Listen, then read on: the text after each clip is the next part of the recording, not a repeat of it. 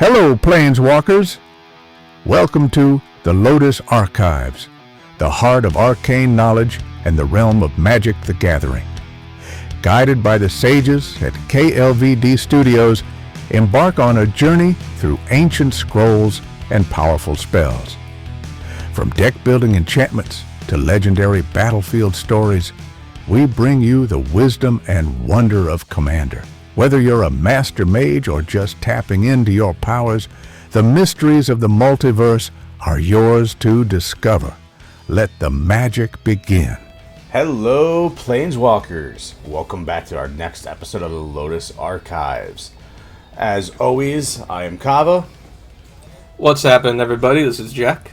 And this week, we are going over a mechanic that doesn't see as much play that you may come across at a table. And Jack, what is that mechanic? Right, so we are going over the Mutate keyword, which is a very fun niche thing that we saw back in the Ikoria set, with all the big scary dino monsters and Godzilla type effects, which is a very fun and kind of cool alternate way to cast your spells, and a cool way to make different, kind of just like abominations, really, like being able to put other creatures on top of other creatures and just create this huge giant monstrosity, basically. So what is Mutate? I mean, we know it's a keyword ability. We know it's a unique mechanic from Ikoria. Going into the lore of Ikoria, it was pretty much, these creatures are mutated. We're getting cat beasts. We're getting frickin' dinosaur cats and all this other crazy shit. Yep. Big elemental dinosaurs, big scary beasties, nightmare creatures like Otrimi, the ever-playful. So this would be a good one to explain, right? So Mutate on this, right? So Otrimi is... Yep, it's 3 in Sultai for a Nightmare Beast that's a 6/6, which is already pretty huge. Got Trample, got whenever deals combat damage to a player, you can return a creature with Mutate from your graveyard to your hand. And then we see that, solid keyword there of Mutate for 1 in Sultai.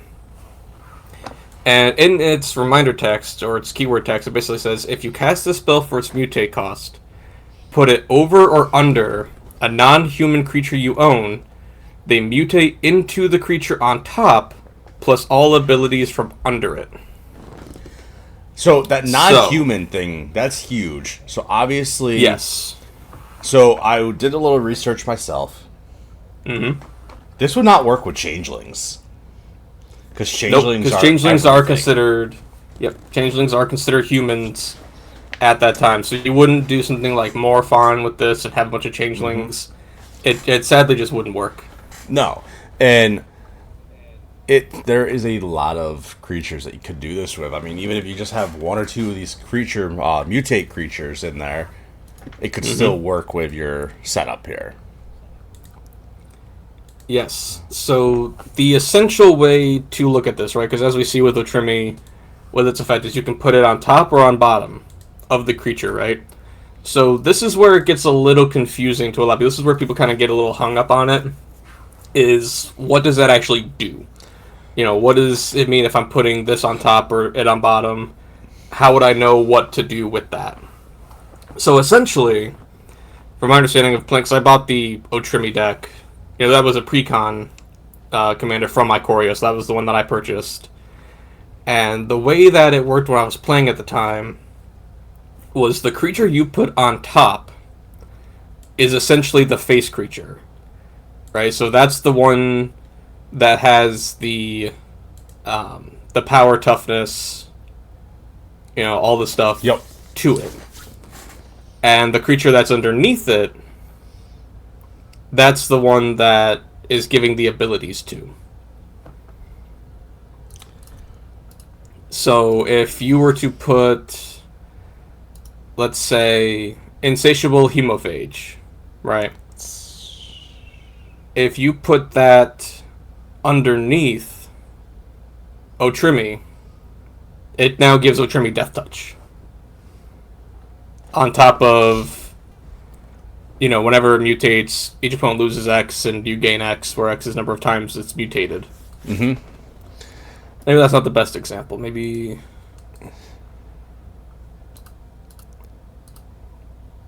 Hold on.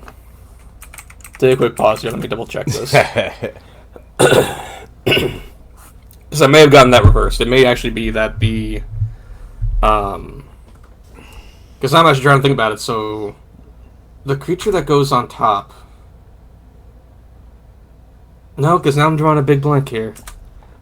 I'll have to edit this all out. Oh, yeah. From my understanding, the creature that's on top is the actual creature. You get that power, toughness, but you get all abilities from down below. So, like, for instance, you put Otrimi under... Not that it's even possible in a her commander deck, but if you put Otrimi under Regal Leosaur, it would become the 2/2 with trample, and whenever this creature deals combat damage, you'll play a return target creature card with mutate from your graveyard to your hand, I believe. Okay, I see.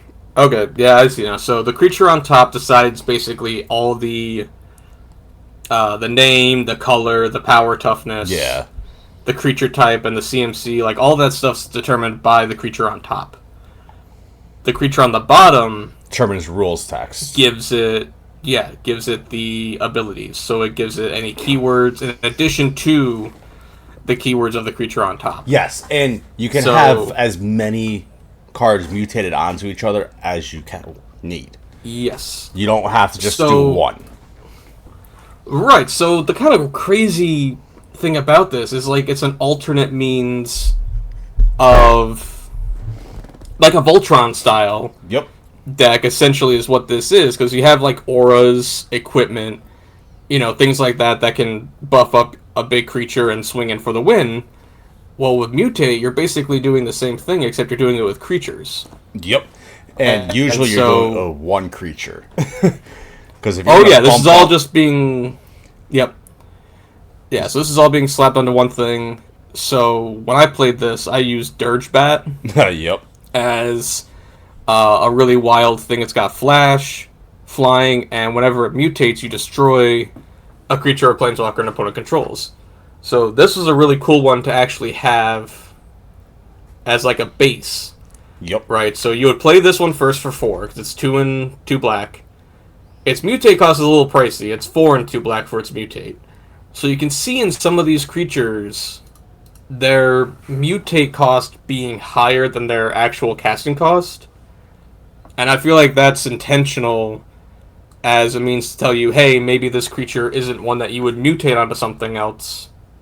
Instead, you'd play it first, and then you would mutate, maybe your commander, if it's Otrimi, on top of it, to then give it, these abilities. You know what I mean? Yeah, and that's one of those things where, like you said with Dirgebat, or even a card like Everquill Phoenix with the flying. Yep. You put flying on a card like Otrimi, holy shit. Now that thing's essentially a dragon with trample. Basically, yeah. So, it's a very cool visual kind of gameplay where it's like you're just slapping all these things on top of each other. You're like, using your imagination, you can picture like, oh, first it's just this little playful beastie thing, and then it sprouts wings, it sprouts talons, it starts breathing fire, it starts doing all these crazy shit. That was kind of the aesthetic that I really loved about it, was just you start off with this one little tiny dude, and then you're just slapping all this extra shit on top of it. Yeah, I mean, like I'll be honest, Otrimi, that artwork, something about it bothers me in a good way. It's a funny little dude, right? It's a funny little, it's playful creature. Yeah, it's ever playful, but then it's got those freaking demonic glowing blue eyes. Exactly, yeah. And you can play it for the mutate cause, like if it's your commander, which if you are building a mutate deck, it is ranked as, the most played mutate deck out there. For good reason. Its mutate's only 4 mana.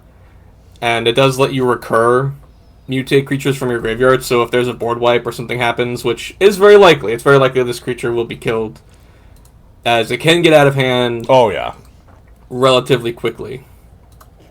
So, I'd say the most important things to note with Mutate is to know the difference between the top and the bottom creature, right? Because that can be confusing at times. The keyword text doesn't really explain what it does. I mean, it says, like, they mutate into the creature on top, plus all abilities from under it.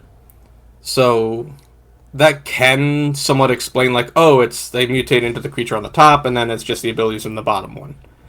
And they expect everybody to understand that means, it's just the creature on top is the face creature, but then it's just ability from the bottom, so it's a little confusing. Yeah, I mean, it can definitely get confusing with that, but it's one of those things where it's read the card. Essentially, yeah. Helping, reading the card can, 9 times out of 10, it explains its ability in the Oracle text there. Yes, and as long as you understand what mutate is, it's fairly simple. Now, things to know with it, right? It can't target humans. Yeah. And you want to make sure that you're, targeting things that have unique abilities, and then also being mindful of the power and toughness and, like, the face of your thing, right? So if you put all these things, like, you have Otrimi as your commander, right? So we're going that route. Yep. And you decide, I want to mutate something, but I want to put Otrimi on the bottom. Okay, well, you can do that, but note that, that creature that you mutated it under, like, say you had the Dirge Bat, right, and you wanted to put Otrimi under it. I don't understand why you would want to do that, but let's say for, hypotheticals you do. And then you swing with the bat. You're now only doing the bat's power and toughness in terms of damage, right? Because then it's only a... Where the hell did it go? I just had it. Where did the... Oh, there it is. It's a 3-3, right? So you go from having a 6-6 commander to just a basic 3-3 creature that does have Otrimi's abilities, but it's no longer your commander, and it's only a 3-3. Sure, it has flying, it has all the abilities of, those things. But this is where it gets into, like, if you put Otrimi on top, it's still your commander, it's still going to do commander damage, and it's still a 6-6, right? So, important stuff to note with that. It also doesn't add... The power and toughnesses don't get added together. It is probably the other big key thing to note with this, is that you aren't going to add, those two power and toughnesses. It's not going to become a 9-9. Which I think a lot of us, even I thought that was going to be how it was at first. Like, you're combining, right? You combine everything together into one creature, so the power and toughness is combined. If that was the case, it'd be busted as hell, I think. However, that is unfortunately not the case. Yeah, it doesn't retain or add any power toughness unless you put that creature on top. But... Right. So you always want the bigger one on top is my line of thinking. Always put the bigger creature on top. Yeah, you could always, if you, for whatever reason, put Otrimi underneath Dirge Bat, for whatever frickin' reason, you could always take a bigger card that has Mutate and mutate it on top of it. And then it's gets every ability that's underneath, plus the higher power toughness. Absolutely. So that's always that's the key thing to note with it, is put the bigger one on top and everything else underneath it. All right. So, is this viable in Commander, you think? Oh, absolutely. It's definitely a cool, fun mechanic and a cool, fun thing to build around. Just because it's not super popular, it doesn't mean that's not viable in any means. It certainly can be. you're going to want to be cautious of, removal, obviously, right? You treat this like any other Voltron deck, where you're going to be targeted, right? As soon as that creature starts to get pretty big and beefy, you'll be, likely a pretty big target, right? Because it's same as any other thing. And we do have some really fun, neat things you can do with this. Some really janky shit. So, like with the I'll Cactor. Yeah, I'll pause you right there real quick. The Mutate stuff, it kind of reminds me of, very briefly, of like Slivers. As in, instead of going wide and having all the Slivers have all different shit, you're focusing on one creature. Yep. So it's going to be more of Voltron, where Slivers is going to be more wide. Now, I know we're going to have some people say, oh, Mutate's not as good as Slivers. Yeah, I know it's not as good as Slivers. Right. Slivers is still one of the best tribes you can do. Tribes, typos, whatever Wizards wants to fucking call it these days. But it's the similarities that it is very similar, yeah. Because you, like you're saying, you do put a lot of keywords onto things, and that's where it can get, out of hand as well. As someone who's played Slivers for long time, having all those keywords and all those abilities on the board, it gets a little confusing to keep track of. So a big thing to know with this, especially with, like, if you played any Voltron deck and you're putting a bunch of equipments and a bunch of auras and stuff onto a creature, it gets big. It gets a lot of stuff to keep track of. Oh yeah. So with this too, there's a lot to keep tabs on, and a lot of triggered abilities. Because a lot of these, they have, when this creature mutates, do X, Y, Z. Mm-hmm. Right? Like the really good one being Gem Razor. Is a really awesome one. That when it mutates, it destroys an artifact or enchantment. Yep. So that's a really good thing to have, and it's important to keep track of when it mutates, which is when the creature is placed either on top or bottom of that other non-human creature, right? So the mutate happens not on cast, right? It's more like I'd say it's more like an ETB ability. Yes. Right? Because that could be another question that people have, is like, oh, when does the mutate actually happen? Like, when this creature mutates, when on the stack, or when does that resolve?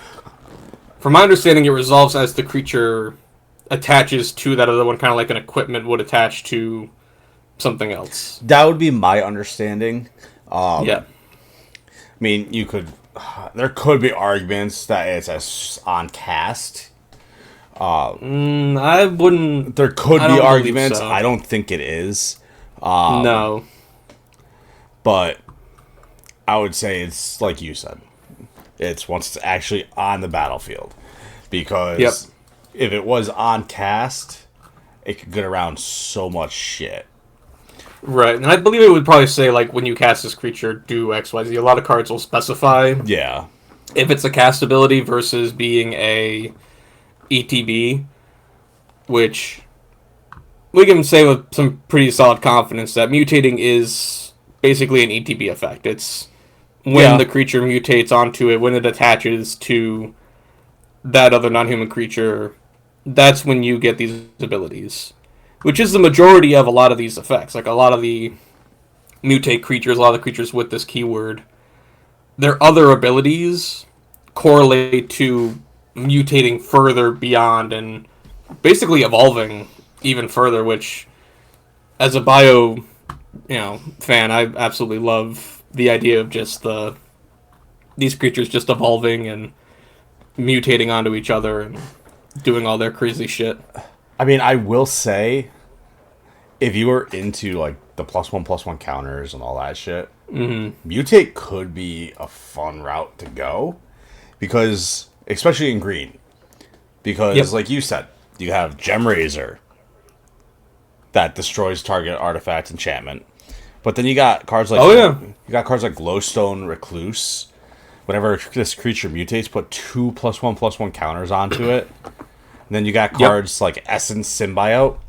Whenever a creature you control mutates, put a +1/+1 counter on that creature, and you gain 2 life. Like, some of these cards are freaking cool. They have a lot of very fun abilities. One of my favorite things that I did with this was actually the the Boggle route. Which, for anybody who knows the Boggle route from Modern or Legacy, you'll know exactly what I'm talking about. You play Slippery Boggle, or cards like Cold-Eyed Selkie and Gladcover Scout. This is basically a archetype. Well, it's a deck archetype that revolves around creatures that can't be targeted that have hexproof, and you're just slapping all kinds of crazy auras and other shit onto them to make them huge. And that's basically what you can do with this. You just mutate on top of those creatures, and you have almost an unstoppable...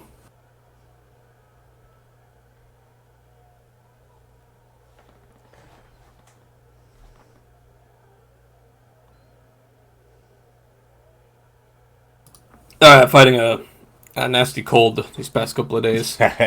Nose has been driving me nuts. If I sound stuffy, that's why. So I have to excuse that. However, though, with these, there are a lot of other creatures out there that have bonuses to mutate, but don't have mutate themselves. The really good one that I found that I liked is Mysterious Egg. Yep. This is a really cool one that it's a colorless 0/2 1-drop that whenever it mutates, you put a 1/1 counter on it. So that's a really good creature to have as your base, where you play it turn 1, and it just goes from there. Now, the other really cool bit that I loved about this set, which I know a lot of people were pretty big fans of, was the Godzilla team-up, basically, with it, where we got a lot of these cards printed as Godzilla cards and their monsters, which was super cool, and I love to see it. So that would be something that you could definitely do. Actually, one really cool bit you could do with this, where if you didn't want to play Otrimi, I believe the other one we talked about was Aluna. Okay, yep. And I don't know, I just saw like the one really cool gross thing you could do is have Animar underneath Aluna. And then, because when you're casting these cards for the Mutate ability, it's an alternative casting cost of a creature. So you're still casting the creature, getting the Animar effect, which will then apply the cost reduction to the Mutate ability itself, right? It's an alternative casting cost. So any form of cost reduction you have will affect the price of playing that alternative casting cost. So if you've got Animar out there and it's making them cost like 5 less, well, there you go. You're basically casting Mutate stuff for no price at all. Aside from its, color stuff, but it's very cool. That would probably be the one that I would go for. I'd build the Teamer style thing. Yeah, the Teamer one looks like it's a lot of fun. Like, I know we talked about Otrimi a lot. We talked about Aluna a lot. The other one that's... A little bit, yeah. Yeah. The other one that's interesting is Deathroy, Apex of Death. Not sure how good that one will actually be in a commander, but it's interesting. Nethroy is a 5/5 cat nightmare beast with Death Touch and Lifelink, and it reads, whenever this creature mutates, return any number of target creature cards with total power 10 or less from your graveyard to the battlefield. That is a very good one. That's to have kind for of graveyard. Fucking cool, but I don't know if it's just going to be a pure mutate deck. I have a feeling you're going to do a lot of graveyard shenanigans with that deck. A lot. You would definitely probably want stuff to... You'd probably want to play a few things that have mutate just to, have that ability be more consistent, I think. But it would be something that you would do likely as a one-off, or, maybe twice you get it off, and it would be a huge payoff, basically. You'd fill your graveyard, you'd spend a couple turns filling your grave with some, key targets, and then you just play, you mutate Nethroi onto some other creature, and you just go ham.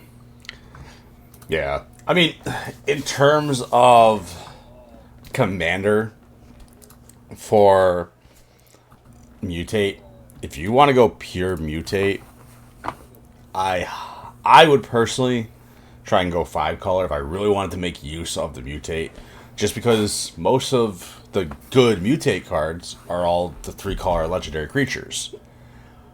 Yeah. Throw on so you could freaking build Chromat or or Ramos. Man, I'd probably go with Chromat. Just because if you cast... That is a funny one. Yeah, once you cast Chromat, you have all those abilities on there. And Christ, if you want to, you can fucking mutate onto Chromat.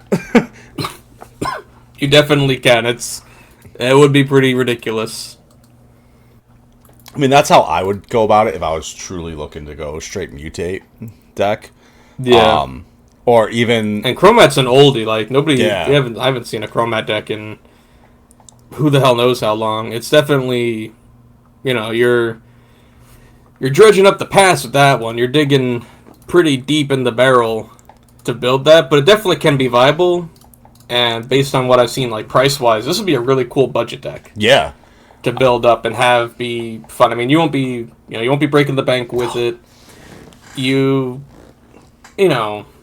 won't be around the bush and say you'll be competing against more highly tuned tier 3 decks, probably.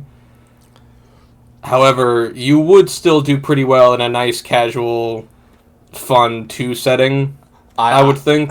I would say, especially if you go the 5-color route, yeah, I think it could be a high 2, low 3. Yeah. And it always will depend, too, on what they put in it. Yeah, and I only say low 3 because if you throw a card like Doubling Season and you focus on the counters, you could get one of these fucking cards really fucking big. I can't see it going high. I mean, I can't personally see it going higher than a tier 3 for brackets. Actually do well, that is. Right. I mean, if you chock it full of, like, say you built a Luna, and you added in the game changer things, like you put a Rhystic Study, you put a Psych Rift, you put counter spells, and you put enough tutors and search things, and you pumped up the speed of it to ramp out quickly and get stuff going, you 100% could make a decent, tier 3... I mean, by technical standards, if you throw enough game changers in it, you'll make it a 4. Yeah, exactly. Based on how many things you slap into it, but I think the main thing is, like, how that ability functions is not as good as other things, right? Like, it's competing with other decks for that slot, right? Like, it would never be a CEDH just because it's competing with so many better options and the mutate for a CEDH route. The mutate costs aren't exactly cheap. Right. I mean, I think Otrimi has one of the cheaper ones at 4 mana. Yeah. And the payoff is good, just not good enough. I believe is the thing. It's good, just not good enough to warrant being in that higher bracket. Yeah. But still good enough to be a fun, kind of casual, simple little thing. I mean, like, you'll definitely have a lot of fun with it. Yeah. Like you and I were talking, I am very tempted to build up, whether it's a Trimmy or one of the other ones, just to have in my collection that I can whip out and play. Just to change stuff up. It's not a style deck that sees a lot of play. No, definitely not. It's not like dinosaurs or dragons or elves. Right. You're not going to see a lot of the big tier.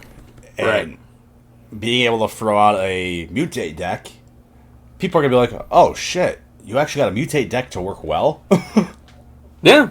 And it can. It absolutely can function. It can do well in most of your, I'd say in most kitchen table pods, it'll do really well. There's no way to know really how well it could do in a rotating FNM style event, as it, it's so chaotic there. I just went to one my local one here last night or a couple nights ago, and try to ask them, what do you see the most of here? Right? Like, I try to ask them what their meta looks like. Yeah. To see if maybe something like this could function well, or see what they're looking like. And they mostly just said it's a lot of whatever is recent. Like, we just had the big Final Fantasy stuff, so they've been seeing a lot of Final Fantasy commanders out there. I mean, I brought my Tovalar werewolf deck just to have some fun. And oddly enough, there was a guy next to me playing the exact same deck. So I don't know what the fuck the odds are of seeing 2 werewolf decks at an FNM, but it happened. It existed. It was there. I couldn't believe it. I was like, rare. Right? Like, I would have thought so.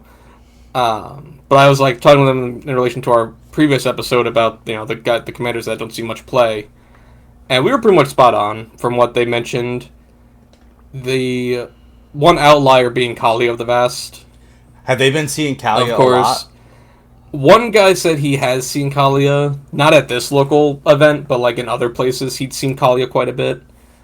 But that's just a side tangent, because like Mutate I think could do well as a deck archetype to go to these local events, but you just want to have that Rule Zero conversation. Tell them, hey, listen, this is a kind of a lower end, bottom of the barrel style, just a fun, casual, simple deck that I just brought out just to faff around with and have fun.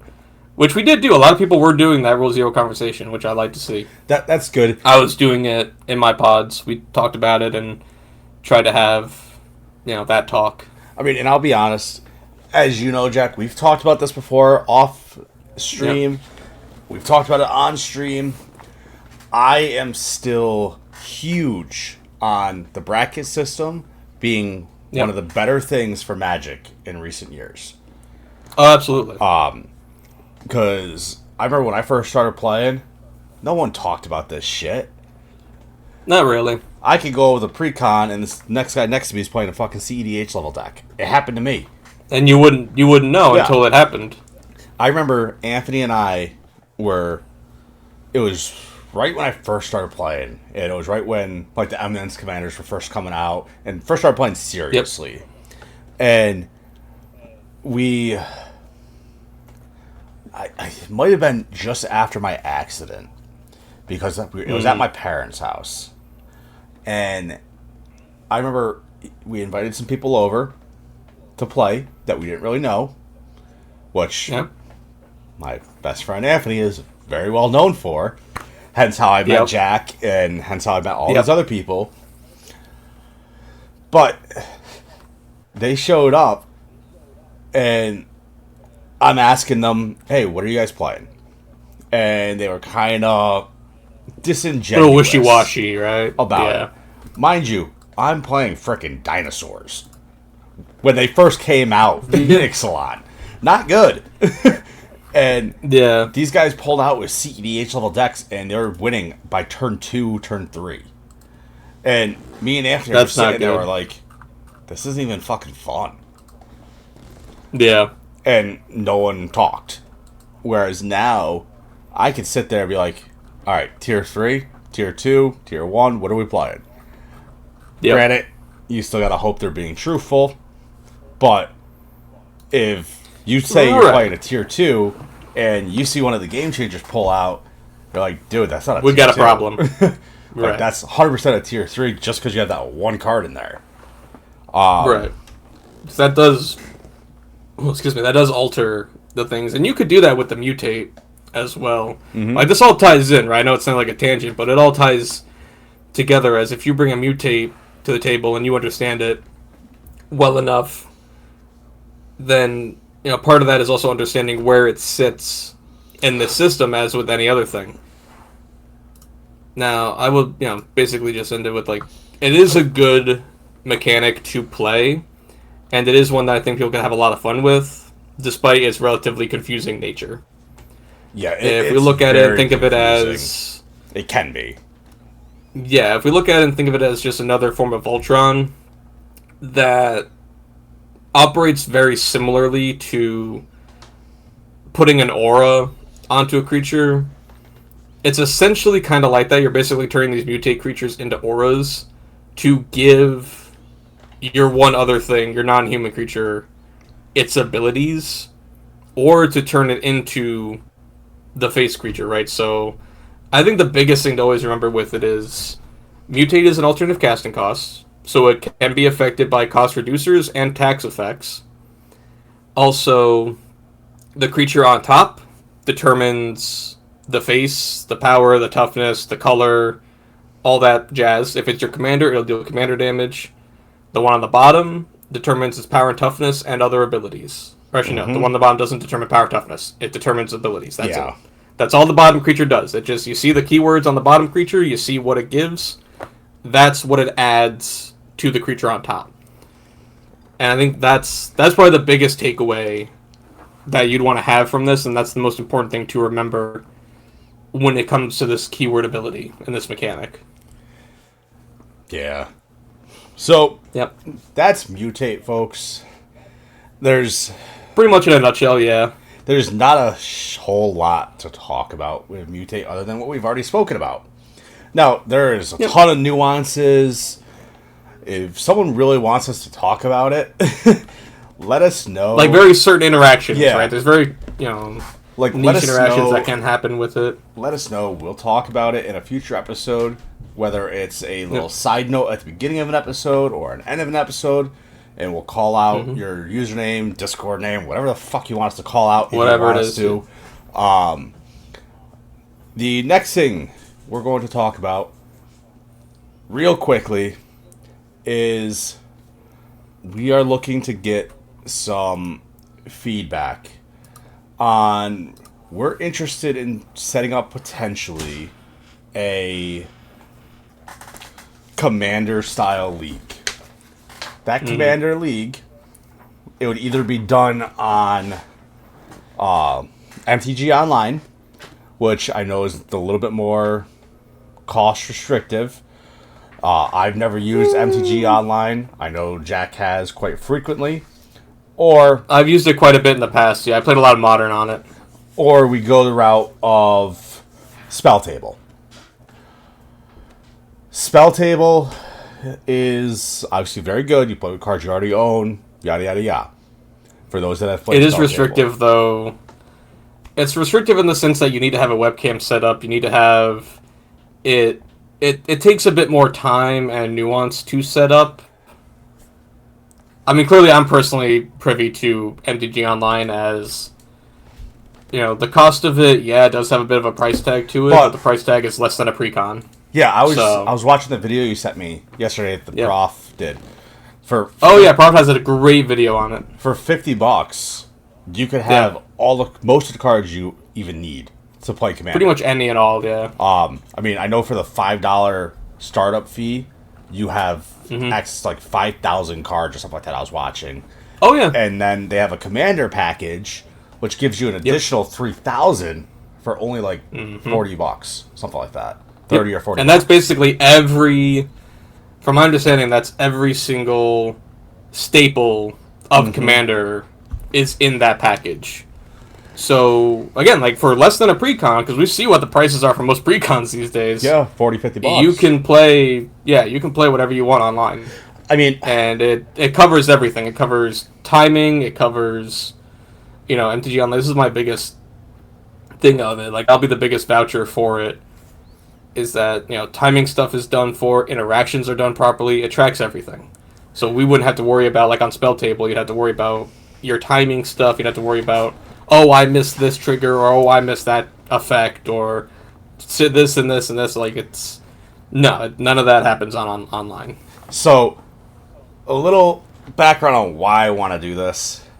Obviously, we, as Commander guys, we like having our statistics.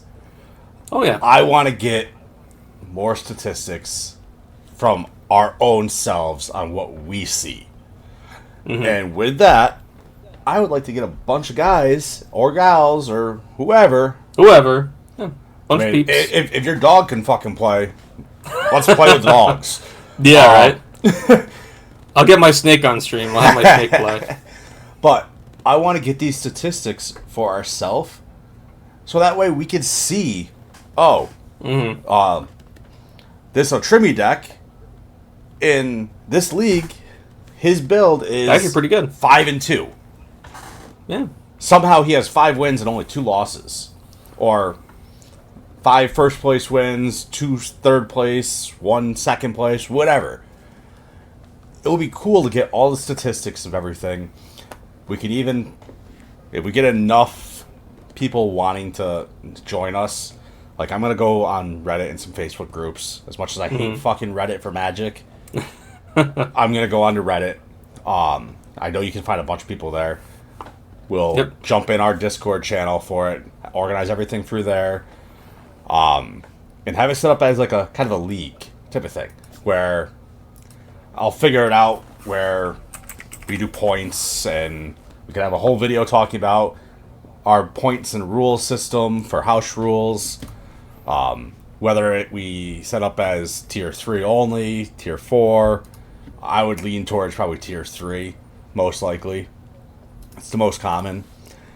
But we'll figure it out. Yeah, we could definitely set up things like, if you are able to set up and build, copy and paste the tier 4 deck that you have, and you want to play some higher tier, powerhouses, then by all means, we have at it. Right? Like I would absolutely, I own, we got plenty that could be done with. So exactly. My main thing is I want the statistics of these decks and of cards.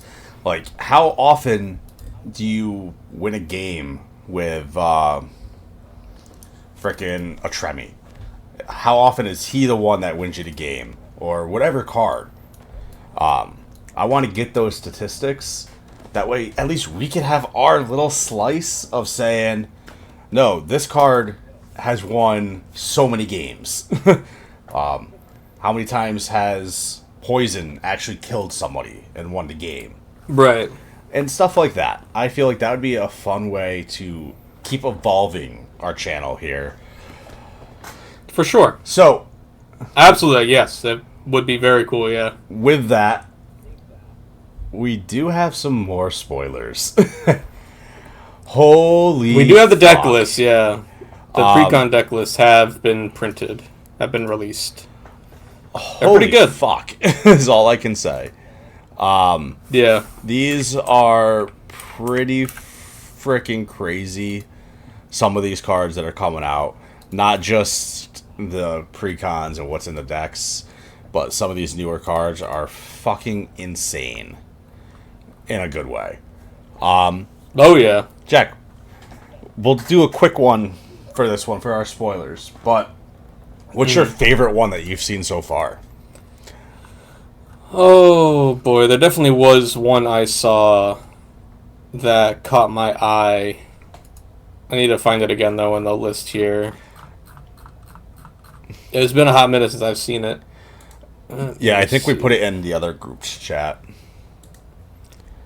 Oh, the one that I actually really like the look of and the idea. So I'm actually quite fond of the spacecraft style things they got going on here, where you can have these as your commanders, and changing up the vehicle aspect of it all. So the one that I'm actually quite keen on looking at is the Infinite Guideline Station. Okay. This thing actually looks pretty damn cool to me, where it's Wooburg, so it's one of each. Of course. And when it enters, you create a tap 2/2 robot artifact creature token for each multicolored permanent you control. And then it's got the station thing. So station has been a really cool kind of pseudo crew ability, which I like. It's interesting. So from my understanding of it, it's you would tap another creature you control, and you put charge counters onto the station equal to that creature's power. And you can station only as a sorcery, so it's not like crew in the sense that you can crew at instant speed. However, so it's kind of like that, but then you put that many charge counters on it for its power, which is really cool. And a lot of the spacecrafts have things that, if they're at higher tier, like once they reach a certain threshold, they come online. Basically, like they become creatures. Like for the Infinite Guideline Station, it's at 12 and above. It then has flying. It's a 7/15. and it has whenever it attacks, you draw a card for each multicolored permanent you control. So it's a very cool multicolored matters style deck, which I think looks really cool and could be a lot of fun to build as like a fun niche little 5-color deck. Yeah, like I noticed this set there is a lot of artifact love and artifact creature love, and yep, I am really freaking kind of excited for us. One card in particular that I am excited for, mostly because it's going into one of my decks, that would be Alibu Ancient Witness. And Alibu is a 3 red-white for a 4/5 legendary artifact creature golem. And Alibu reads, other artifact creatures you control have haste. But the part that I'm interested in for my Boros artifact creature deck would be whenever one or more artifact creatures you control attack, Alibu deals X damage to any target, and you scry X, where X is the number of tapped artifacts you control. That is pretty cool. Jack, you know exactly which deck I'm putting this one in. Oh, yeah. But you got some cool freaking artifact cards. Like, I mean, I'm particularly excited for that one, just for that main deck. One deck. But you got cards like Space-Time Anomaly, which is really freaking interesting. Especially in Orzhov. Oh, yeah. Orzhov, Azorius. I was kind of surprised to see this in Azorius. Yeah. But it's 2 in Azorius for a sorcery, and it reads, target player mills cards equal to your life total. Are you fucking shitting me? Yeah. For 4 mana? That's, yeah. Yeah. Holy shit. That's pretty bonkers. By turn 2 or 3, you could potentially be able to get that. Yeah. And someone's just milling 40 cards out of their deck. I mean, you can put that in something like an Oloro deck, right, where they're just gaining a crap ton of life. Don't give me any ideas. No, absolutely. Like, that's 100% what... Absolutely. 100%. That's what people should do with it. That's what I would do with it. Yeah, but there's a lot of cool freaking cards. Jack, what were you going to say? The one I'm more excited for, or that I'm super excited for, is the Return of Slivers, of course. Oh my god. So, seeing Thrumming Hive Pool, just got me all kinds of giddy. Like, we'd seen the rumors, right? We'd seen the potential things of, like, oh, there might be, like, the storyline or whatever had hinted at the Return of Slivers, and now seeing this Thrumming Hive Pool just has me all kinds of excited. It's 6 mana for an artifact that has affinity for slivers. So it'll cost 1 less for each sliver you control. It gives slivers double strike and haste, and at the beginning of your upkeep, you make 2 sliver tokens. So, pretty damn cool. I mean, plus we got a new frickin' alternate art of Sliver Overlord. Yeah, that looks really cool. But, based on what I've been seeing, that's the only Sliver card. Yep, so far, yeah. So far, it's the only Sliver thing we've seen. I'm hoping that we get another one, at least, maybe 1 or 2 more. Maybe a new Sliver commander, or maybe a new, set of unique-looking slivers. What I could see that's them my doing, hope. And I'm hoping they do it this way, is they are really focusing or attempting to go back to the more story route. Yeah. That one Sliver artifact that we were just talking about, that could end up being a teaser for maybe in the next Magic-centric set, not a reprint set, not anything. Maybe we'll start seeing the return of Slivers as the big bad. I hope so, because we can see in the flavor text of this, right? So decrypted log, right? So it says, I'll never escape this rock, but I fear they will. Exactly. So as a huge Dead Space fan and a huge Alien fan, I love the idea of these becoming like this crazy horror sci-fi creature type now that they just spread across this galaxy and do their alien shit, and like it just looks like a lot of fun. It's very cool. I mean, I'd love a reprint or new Sliver Queen aspect that's based off the Alien Queen. That would be so fucking cool. I mean, I could totally see them. I mean, we talked about our theories and thoughts on loot and how that they're gonna reset the Magic universe. Yada yada yada. Oh yeah, they're just gonna it'll be rewind, cool. redo, repoof. It'll be cool as fucking hell if the reason they do that is because the slivers take over. Right, similar like they just how the spread across the multiverse. Yeah, similar to how the Thyrexians started taking over planeswalkers, yada yada yada. Yep. Have slivers just slowly or even quickly through one or two sets. Very quickly, probably. Yeah. Have slivers in the next Magic set, whatever we end up getting. We'll find out in November here. But have them just explode onto that planet. Or if it's a multi-universal set, and have it be slivers against the resistance everything, or whatever. Just everything, yeah. And Jace finds loot finally, or whoever's trying to find him. I forget what. Whoever's doing it, yeah. And just resets everything to get rid of the slivers. That would be fucking badass. That'd be very cool. But let's hope. That's my expectation. Yeah, let's hope to see more slivers coming up here. If any of you guys have any comments, suggestions, concerns, want to talk more with us about this potential Commander League type of setup, reach out to us. Let us know. Not sure if we'll go the MTGO route or we'll go Spell Table. From what I'm reading, I'm thinking MTGO might be the route to go.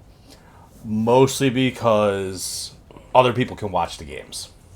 Whereas Spell Table, correct me if I'm wrong, because I know you play a little bit more than I do. Spell Table, you can only have 4 or 5 people in the chat watching. You can only have 4 players, where with MTGO you can make that bigger. You can go up to like 6 or 8, however many you wanted. And the only way I've seen that we could have, at least like just live stream it. Like if you do a live stream on Discord or something, then somebody can watch the game on that. But Spell Table has its own voice chat.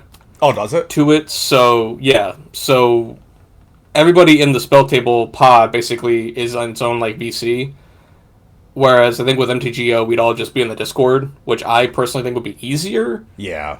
But my play group and them, they already know that I'm more leaning towards the MTGO side just because I find it easier to deal with. Mostly because to do Spell Table, I have to change up my entire setup. I have to move everything on my desk. I have to fix up a camera. I have to do all this crazy shit that everybody else does. And the only saving grace, honestly, that I have for Spell Table is, you play with your own current deck. But if your lighting is off, if your camera doesn't work, or if you don't even have a camera, then we can't see your cards and we can't see what you're doing, and it's just, there's a lot. I mean, I don't know, I just see a lot of cons with it. I mean, for the whole streaming aspect, because I would like to make sure we can stream these games. MTGO would be very good to stream. I think MTGO would be 100%. better, because I could just put the entire board right on the screen for everyone to watch. Oh, yeah. There's no lighting issues, like if one person doesn't have good lighting or if one person is, whatever. It's Spell Table is very determined on what other people have going on, and it's very, like, everybody has to have the same kind of, like, quality of setup, which not everybody can do. Well, so, Christ, like, I mean, I have a very good face camera that I use for myself. Yeah. And then I just... But you gotta make sure it can point down to... Yeah, but then I have a cheap Logitech camera that I have for my Spell Table setup, and even I noticed when I just jumped into a lobby with Spell Table and put 2 or 3 cards onto my playmat next to me, you couldn't really see them, right? You can't see them, and I have a 1080p camera for that.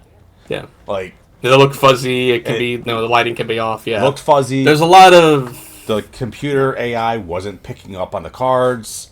But then as soon as I switched to my 4K camera, it was perfectly fine. But I don't want to, especially if we're doing the live stream stuff, I don't want to take away from my face cam to put on the cards. Right. Because I'm certainly not going to buy another 4K camera. No point. Exactly, yeah. So. But, all right, everybody. As always, I'm Kava. This is Jack. Always like and sub if you enjoy or don't. Can't tell you what to do, but have fun at all times. But enjoy brewing, and we will talk to you guys all next time. Take care, guys. Take care.